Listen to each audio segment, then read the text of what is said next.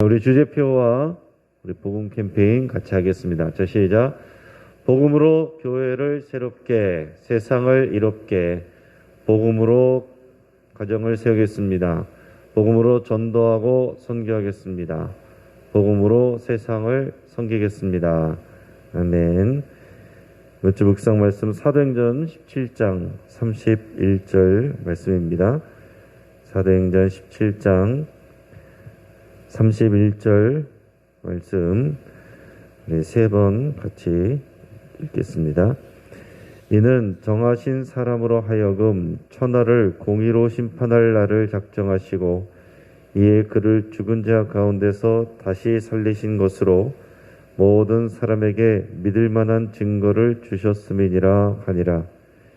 이는 정하신 사람으로 하여금 천하를 공의로 심판할 날을 작정하시고 이에 그를 죽은 자 가운데서 다시 살리신 것으로 모든 사람에게 믿을 만한 증거를 주셨음이니라 하니라. 이는 정하신 사람으로 하여금 천하를 공의로 심판할 날을 작정하시고 이에 그를 죽은 자 가운데서 다시 살리신 것으로 모든 사람에게 믿을 만한 증거를 주셨음이니라 하니라. 아멘. 부활은 모든 사람에게 믿을 만한 증거가 되는 줄을 믿습니다. 그 믿음 가지고 부활의 증인으로 살아가시기를 바랍니다. 하나님께서 오늘 우리에게 주시는 말씀은 요한복음 20장 19절에서 31절까지의 말씀입니다. 오늘 본문을 통해서 생명을 얻게 하려 함이라 라는 제목으로 오늘 말씀의 은혜를 같이 나누겠습니다.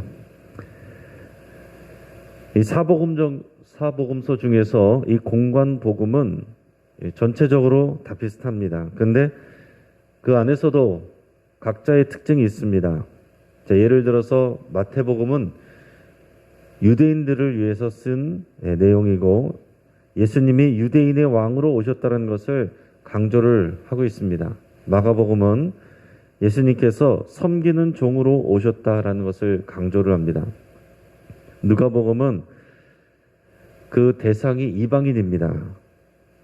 이 누가복음은 사도행전과 이어지는 내용으로서 예수님의 생애를 자세히 또 설명해서 이방인들로 하여금 예수님을 이해할 수 있게 하려는 그런 목적이 있습니다. 자, 이에 비해서 요한복음은 공관복음과 비교할 때 구조도 다르고 강조하는 바도 다릅니다. 요한복음은 사복음서 중에서 가장 늦게 기록이 되었고 영적으로 예수님의 생애와 사역을 해석하고 있습니다. 요한복음은 다른 복음서들과 달리 표적이라는 말을 자주 사용하는데 표적은 단순한 이적을 말하는 것이 아니라 그 이적을 통해서 가리키는 바 그런 것이 있음을 나타내는 말입니다. 신호등처럼 신호등은 그냥 빨간색, 파란색이 켜지는 게 아니라 그것을 통해서 어느 쪽으로 가라, 서라, 가라 이런 이제 의미를 보여주는 거잖아요. 자, 요한복음에는 예수님이 행하시는 많은 이적들 중에서 예수님이 하나님의 아들이시고 그리스도이시다라는 것을 나타내주는 그런 사례들을 선별하여서 싣고 있습니다. 또한 예수님의 공생애 동안 일어난 일들 중에서 그것을 다 기록하는 것이 목적이 아니고 특정한 목적에 맞는 내용들을 선별하여서 집중하기도 하고 어떤 내용들은 과감하게 삭제하기도 하였습니다. 종합적으로 그렇게 편집하는 이유가 무엇인가? 그게 오늘 본문 30절, 31절에 그것을 기록한 목적으로 나오고 있습니다. 우리 같이 한번 읽겠습니다. 예수께서 제자들 앞에서 이 책에 기록되지 아니한 다른 표적도 많이 행하셨으나 오직 이것을 기록함은 너희로 예수께서 하나님의 아들 그리스도이심을 믿게 하려 하며 또 너희로 믿고 그 이름을 힘입어 생명을 얻게 하려 함이니라. 아멘.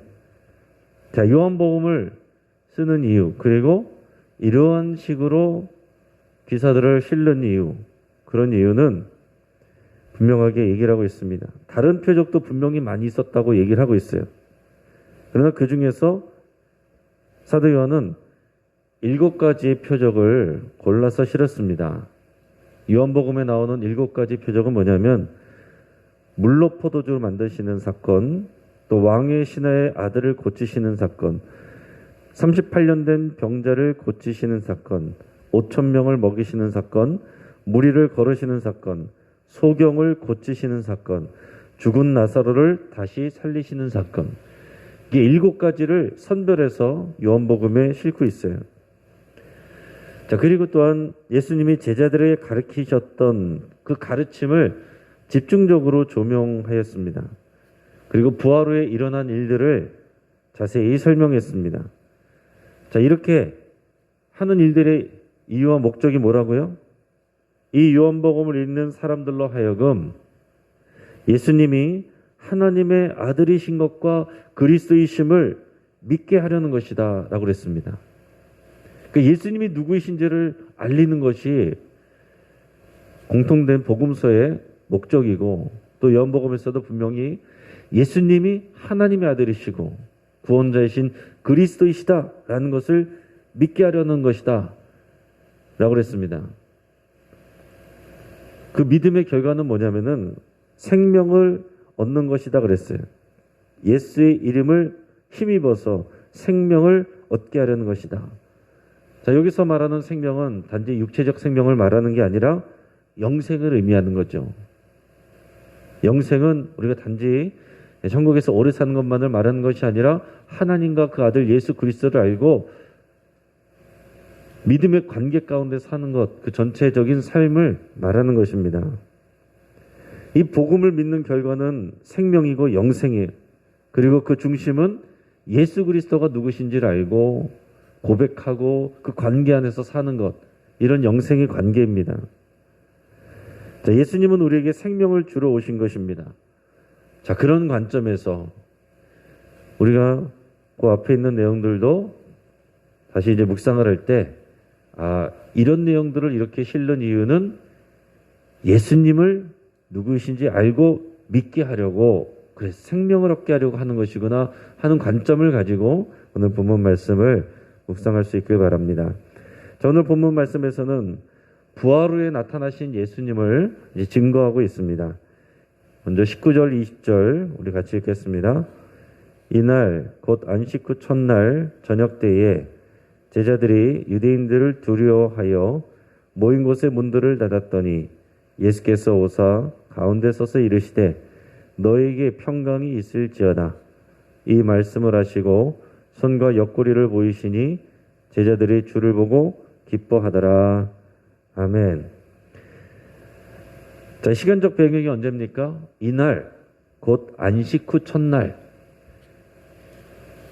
그러니까 안식 후 첫날이면은 요일로는 무슨 요일입니까? 일요일이죠. 안식일이 토요일이고 마지막 날 7번째 날이 토요일이고 안식 후 첫날은 일요일이에요. 그러니까 이날은 예수님이 부활하신 날을 말하는 것입니다.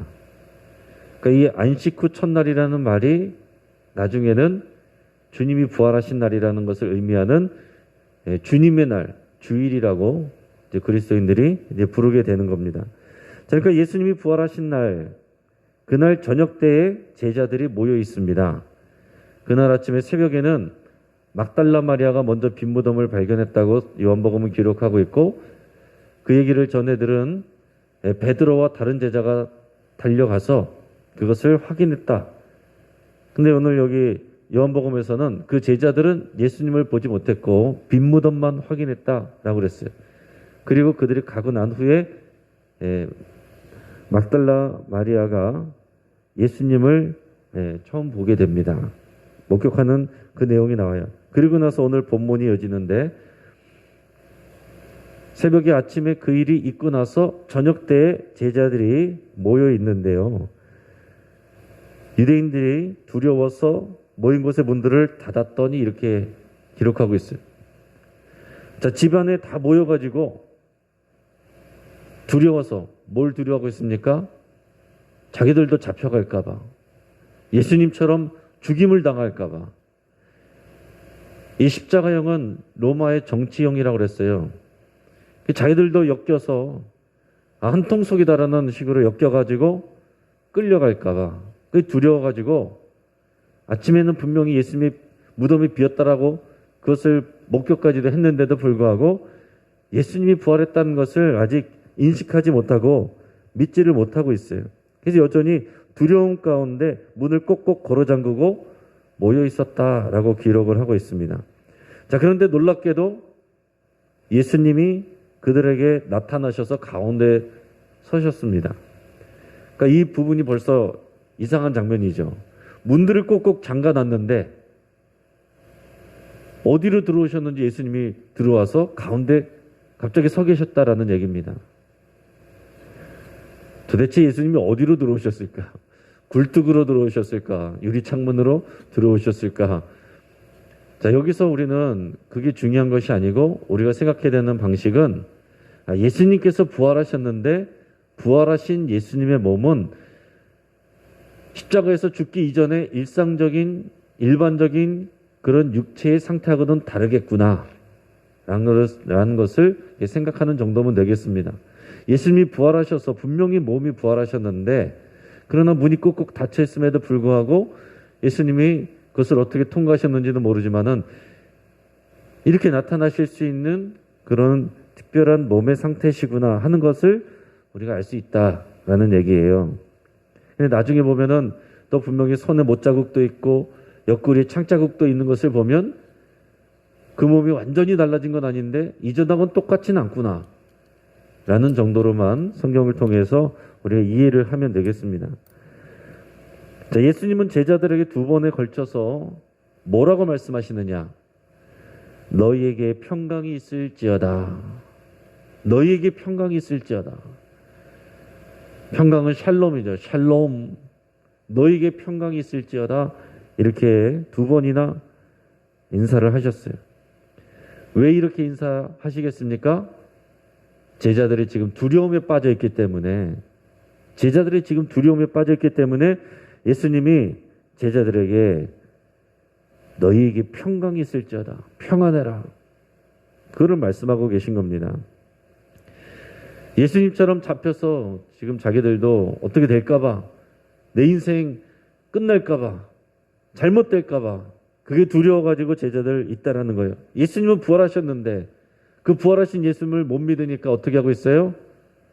두려워하고 있습니다. 예수님의 십자가 사건만 바라보고 있으면 두려움에 빠지는 거예요. 그러나 부활하신 예수님을 만날 때 평안할 수가 있는 것입니다. 담대함을 얻을 수가 있는 거예요. 그리고 평강을 얻게 되고 기쁨을 누리게 됩니다. 그 예수님을 목격한 제자들은 정말이구나 하고서 기뻐했다라고 기록하고 있어요. 예수님이 우리에게 오셔서 평안하라. 그 부활하신 예수님을 만날 때 우리는 평안과 함께 기쁨을 얻게 되는 것입니다. 이게 부활하신 예수님을 만난 우리들의 모습인 거예요. 여러분, 부활주일 지났다고 이제는 부활을 싹 잊어버리고 지낸다는 것은 정말 바보 같은 일들이죠. 부활하신 예수님 때문에 모든 신앙이 시작된 것이고 우리는 이 부활주일을 중심으로 해서 우리가 신앙이 시작되는 것이고 우리가 한 해 동안에 이 교회역이라는 게 있습니다. 교회의 시간은 예수 그리스도의 이 부활을 중심으로 해서 1년의 시간들을 우리가 기념하고 생각하는 거예요. 그러니까 이 부활절이 중심이고 지나가서 끝나는 것이 아니라 예수님의 부활을 시작으로 그 부활에 의해서 부활하신 예수님을 믿는 믿음으로 인해서 모든 것이 우리가 정리되고 준비되는 것입니다. 오늘 본문 말씀 20절에서 23절까지 말씀을 21절에서 23절까지 말씀을 읽겠습니다. 시작. 예수께서 또 이르시되 너희에게 평강이 있을지어다. 아버지께서 나를 보내신 것 같이 나도 너희를 보내노라. 이 말씀을 하시고 그들을 향하사 숨을 내쉬며 이르시되 성령을 받으라. 너희가 누구의 죄든지 사하면 사하여질 것이요 누구의 죄든지 그대로 두면 그대로 있으리라 하시니라. 아멘. 자, 예수님이 이 잠깐 동안 있다 가셨는데 무슨 말씀을 하셨느냐? 자, 평안하라라는 것은 기본적인 인사말과 함께 두려워하지 말라라고 하신 것이고, 그리고 이제 본격적인 짧은 용건을 말씀을 하시는데, 그것은 뭐냐면은 아버지께서 너를 이 땅에 보내신 것 같이 나도 너희를 보낸다. 그 사명을 다시 확인시켜주고 있어요. 두려워하고만 있을 것이 아니고 내가 너희를 보내노니 너희의 사명을 감당하라 라는 것입니다. 이 말씀을 이제 나중에 승천하시기 전에는 모든 민족으로 가서 제자를 삼으라, 복음을 전하라, 세례를 베풀고 가르쳐 지키게 하라, 이렇게 구체적으로 말씀을 하시죠. 여기서는 그 앞에서 내가 너희를 보낸다, 너희가 이제 사명의 삶을 살게 된다 라는 것을 말씀하시고, 바로 이어서는 뭐라고 말씀하십니까? 숨을 내쉬며 성령을 받으라 그랬어요. 숨을 내쉬며 성령을 받으라. 그러니까 이 사명을 감당하는 데 있어서 제자들에게 필요한 건 뭡니까?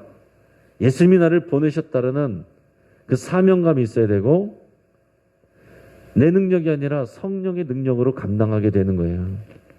자, 숨을 내쉰다 라는 이런 표현은 창세기에 보면 하나님께서 인간을 창조하시고 흙으로 빚으시고 그 코에 생기를 불어넣으신다, 이런 표현이 있습니다.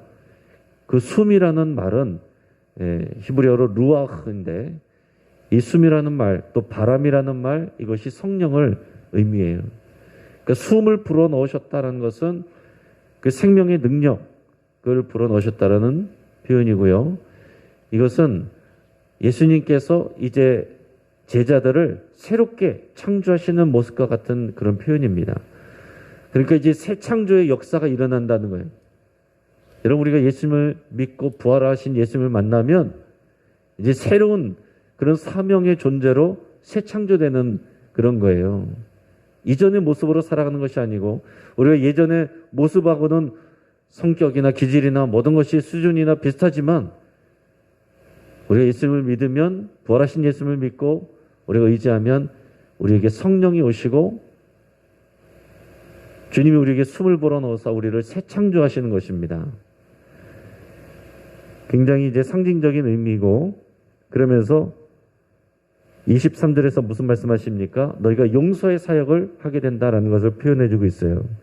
너희가 누구의 죄든지 사하면 사하여질 것이요, 누구의 죄든지 그대로 두면 그대로 있으리라. 가톨릭에서는 이 말씀을 의지해서 뭘 합니까? 사제들이 고해성사를 하죠. 가톨릭 성도들이 사제에게 가서 그동안 지었던 죄들을 고백하면 사제가 용서를 해줍니다. 그리고 이런 말씀을 의지해서 사제가 용서해주면 용서받는 거고, 용서 안 해주면 죄가 그대로 있다, 이렇게 생각을 하는 거예요. 우리는 그렇게 합니까? 우리는 다 각자 예수의 이름으로 하나님 아버지께 고백하고 용서를 받잖아요. 우리 모든 사람들이 다 만인 제사장을 우리가 믿습니다. 우리 모든 사람들이 다 왕같은 제사장들이고, 각자 그리스도의 이름을 붙들고 보혈을 의지하여 각자 아버지께 나가서 고백하고 용서를 받아요. 그러니까 여기는 사람에게, 제자들에게 용서해주는 그런 사역의 능력이 있다라는 그런 의미가 아니라, 이 제자들이 이제 복음을 전하게 되고 예수를 부활의 증인이 되어서 전하게 되면 사람들이 이제 그 믿음으로 반응하게 될 거 아니에요.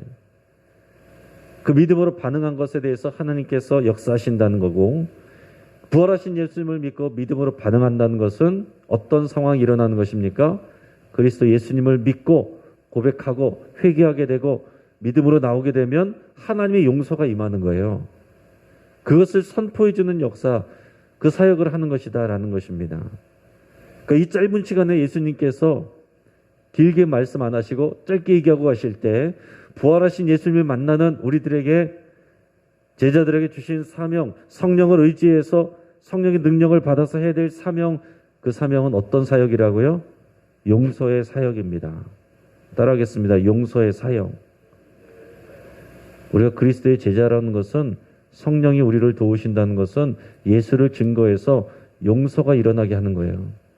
그 용서는 하나님의 용서가 우리에게 임해서 하나님과 우리 사이의 관계가 화목하게 되고, 그리고 사람과 사람 사이에 막힌 담이 예수의 그리스도의 피로 허물어져서 그 관계가 회복되고, 더 나아가서는 하나님의 아들들, 자녀들과 이 세상의 관계가 화목하게 되고, 그 용서의 사역, 화목의 사역이 용서의 사역이고, 화목의 결과가 하나님의 평안인 것입니다. 그냥 내가 마음을 편하게 하려고 달래려고 해서 평안이 얻어지는 것이 아니라, 만들어지는 것이 아니라, 예수 그리스도를 통해서 용서가 선포될 때 하나님의 평화가 우리에게 임하는 거예요. 자, 그런데 문제는 그 당시에 다른 제자들은 있었는데 도마가 없었습니다. 그래서 제자들이 아무리 도마에게 예수님이 나타나셨었다고 말을 하지만 도마가 믿질 않아요. 내가 내 손으로 직접 만져보고 넣어보기 전에는 내가 못 믿겠다. 우리 본문의 26절에서 29절까지 말씀을 우리 같이 읽겠습니다. 여드레를 지나서 제자들이 다시 집 안에 있을 때에 도마도 함께 있고 문들이 닫혔는데 예수께서 오사 가운데 서서 이르시되 너희에게 평강이 있을지어다 하시고 도마에게 이르시되 내 손가락을 이리 내밀어 내 손을 보고 내 손을 내밀어 내 옆구리에 넣어보라. 그리하여 믿음 없는 자가 되지 말고 믿는 자가 되라. 도마가 대답하여 이르되 나의 주님이시오 나의 하나님이시니이다. 예수께서 이르시되 너는 나를 본고로 믿느냐? 보지 못하고 믿는 자들은 복되도다 하시니라. 아멘. 자, 8일이 지나서 예수님은 제자들에게 다시 나타나셨습니다. 그때도 여전히 집의 문들은 닫혀 있었다라고 기록하고 있어요. 또 예수님이 호련히 그들 앞에 나타나셔서 마찬가지로 너희들에게 평강이 있을지어다 이렇게 인사하셨습니다. 그리고는 바로 도마에게 말씀하셨어요. 무슨 얘기입니까? 도마가 무슨 얘기를 하셨는지, 무슨 얘기를 했는지 알고 계신다는 거죠. 지금 나타나신 것은 다른 사람들보다 도마를 위해서 예수님이 다시 찾아오신 거예요. 그러면서 말씀하십니다. 너의 손가락을 이리 내밀어서 내 손을 만져보고 그 손을 내밀어서 내 옆구리에 넣어봐라. 자, 지금 예수님이 이 말씀을 하실 때 여러분 상상해 보세요. 예수님이 목소리가 어떤 톤일까요? 화가 나신 톤일까요?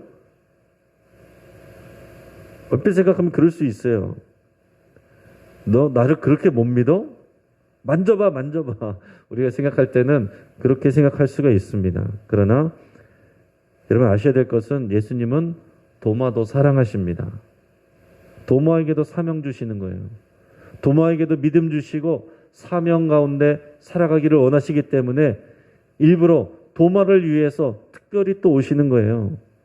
이 도마를 사랑하시기 때문에 오시는 것입니다.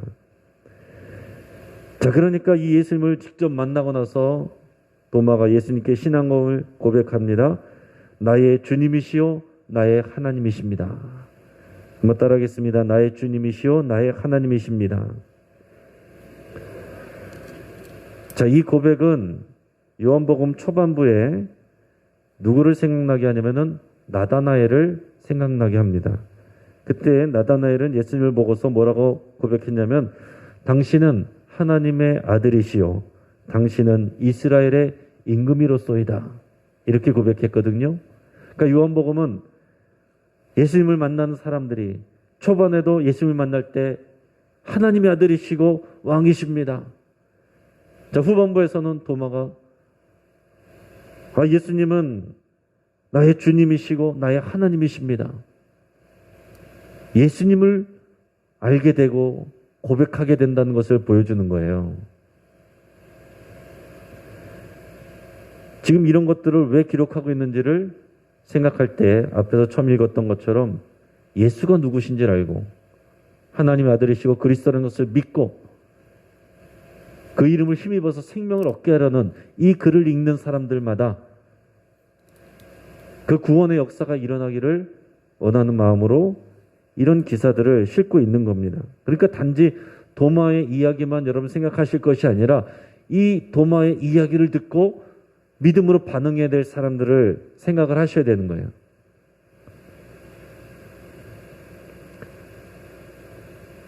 여기서 믿음의 고백이란 것은 단지 입술의 고백만이 아니죠. 예수님 믿습니다 라는 정도가 아니고 정말로 예수님이 하나님의 아들이고 그리스도시고 내가 주님이고 왕이라고 고백하면 내 삶을 헌신하고 따라가는 게 당연한 거죠. 믿습니다. 그러고 나서는 교회 바깥에서는 이제 내가 주인 돼서 살아가는 거, 이게 믿음의 고백이 아니에요.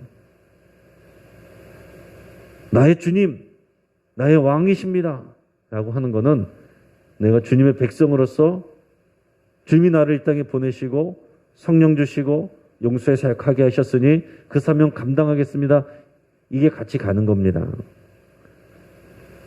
자, 그런데 예수님은 그런 신앙 고백을 들으시고 칭찬하신 것이 아니라 어떻게 보면 또 나무라는 듯한 말씀을 하셨습니다. 뭐라고 말씀하셔요? 너는 나를 본고로 믿느냐? 보지 못하고 믿는 자들은 복되도다. 자, 이 말씀도 잘못 읽으면 예수님께서 어떻게 보면은 혼내는 것 같은 그런 느낌이 들 수 있어요. 너 보고서야 믿느냐? 안 보고 믿는 게 더 값있다. 이렇게 하는 것처럼 말씀하시는 것 같지만 여기는 또 숨겨진 의미가 또 있습니다. 여러분, 우리는 어떻게 하면 좋겠어요? 사실 저도 부활하신 예수님을 만나뵙기를 원하죠. 저도 예수님 몸을 만져보기를 원합니다. 그 손을 만져보고 손가락을 넣어보고 싶어요. 안 넣어보더라도 부활하신 예수님을 만나보고 싶어요. 만나보고서 보고서 믿으면 얼마나 더 잘 믿을 수가 있겠습니까? 당연히 보고 싶죠. 자, 그런데 이 예수님의 1세대 제자들은 예수님을 직접 만났어요. 부활하신 예수님도 직접 목격했습니다. 그런데 이 예수님을 전도받은 사람들, 또 그 사람들에게 전도받은 사람들, 그런 사람들은 예수님을 직접 보는 게 아닙니다. 이 사도들의, 전도자들의 말을 듣고 믿어야 되는 거예요. 예수님께서 일일이 다 나타나셔가지고 만져봐라, 집어넣어봐라, 그거 하시는 게 아니라 하나님의 사역의 원리는 먼저 보고 믿은 자들에게 전하면 그 말을 듣고 믿는 거예요. 저 여러분들이 예수님을 만나보고 부활하신 예수님을 만져보고서 믿었습니까? 누군가 전해준 복음을 듣고 믿은 거잖아요. 그러니까 예수님 1세대 이후에 만나는 모든 사람들, 저 여러분들은 예수님을 직접 보지 않았어도 말씀을 듣고 예수님을 믿을 때 복 있다라고 선포해 주시는 거예요. 우리 가운데서 누구는 환상을 봤다, 뭘 봤다, 그런 경험보다도 말씀 듣고 믿은 것, 그것을 하나님께서 더 크게 칭찬하시고 믿음 있다, 복 있다라고 말씀해 주십니다. 이게 하나님의 사역의 원리죠. 구약 성경에서도 출애굽 역사를 본 1세대, 그들은 광에서 다 죽었지만 오히려 그들에게 자녀들을 가르쳤을 때 그 자녀들은 얘기만 듣고서도 하나님을 믿어야 됐어요. 그게 하나님의 역사의 원리였습니다. 그래서 구약에서는 자녀들을 부지런히 가르치는 게 전도고 선교고, 그리고 신약시대에서는 이제 모든 사람들에게 예수님을 증거하는 게 전도이고 선교인 것입니다. 예수님은 도마를 미워하거나 책망을 하는 것이 아닙니다. 오히려 우리와 같이 말씀을 통해서 예수님을 소개받는 자들을 위해서 말씀하신 거예요. 이제 말씀을 정리합니다. 요한복음의 기록의 목적은 뭐라고요? 예수님을 하나님의 아들, 또 그리스도이심을 믿고 생명을 얻게 하려는 것이다. 자, 두 번째로 십자가에 달려 죽으신 예수님을 만난 제자들은 다 도망갔고 두려움에 빠졌습니다. 그러나 부활하신 예수님을 만난 제자들은 평강을 얻고 담대해졌어요. 또한 도마처럼 의심하던 자가 분명한 신앙 고백을 하게 됩니다. 어제도 나눴지만 부활하신 예수님을 묵상하고 부활하신 예수님을 고백하고 부활하신 예수님을 매일 만나시기를 축복합니다. 우리의 삶은 두려움의 연속이에요. 부활의 주님은 우리에게 평강을 주시고 기쁨을 주시고 사명을 주시고 성령을 주십니다. 우리 삶에 이 평강과 기쁨과 사명과 성령 충만함, 이것을 구하시고 이것이 있는지 매일 확인하시기를 주의 이름으로 축복합니다. 같이 기도하겠습니다. 우리 말씀을 붙잡고 기도할 때 지금 우리가 가지고 있는 두려움이 있다면, 염려가 있다면 그 원인들을, 그 두려움들을 주님 손에 맡긴다고 여러분 그렇게 고백하시기를 바랍니다. 예수님이 주시는 평강과 사명과 성령 충만함을 받기를 위해서 기도하겠습니다. 우리 안에 이 구원의 기쁨이 사라지지 않겠도록, 그 평강이 사라지지 않도록 여러분 그렇게 기도하시기 바랍니다. 우리도 예수님의 십자가와 부활의 복음을 전하고 용서의 사역을 감당하기로 결단할 수 있길 바랍니다. 주님의 제자는 그가 가는 곳에 용서가 일어나고 화해가 일어납니다. 그러나 주님의 사명과 따로 노는 사람은 그가 가는 곳마다 오히려 반목이 일어나고 다툼이 일어납니다. 오늘 내가 그리스도의 제자로서 내가 가는 곳마다 용서가 선포되고 회복과 화목이 일어나는 이것을 여러분 하나님 앞에 결단하며 기도할 수 있길 바랍니다. 우리 가정을 위해서 기도하겠습니다. 평강이 가득한 하나님의 집이 되기를 위해서 함께 기도하겠습니다. 우리 내일 있을 강선호회 목사 안수식까지 있는데 하나님의 은혜 가운데 잘 진행되기를 위해서 기도하고, 또 특별히 여러분 주차 민원이 들어가지 않도록 모든 것이 질서 있게 진행되도록 위해서 기도해 주시기를 바랍니다. 또 거리두기 제한이 없어지는 가운데 경기는 활성화되도록 위해서 기도하시되, 코로나가 재확산되지 않게 국민들이 질서를 지키고 서로 배려할 수 있도록 위해서 함께 기도하시고, 하나님께서 특별히 이 교회 공동체를 지켜보아 주시기를 위해서 함께 기도하겠습니다. 우리 주여 한번 부르짖고 합심해서 함께 기도하겠습니다. 주여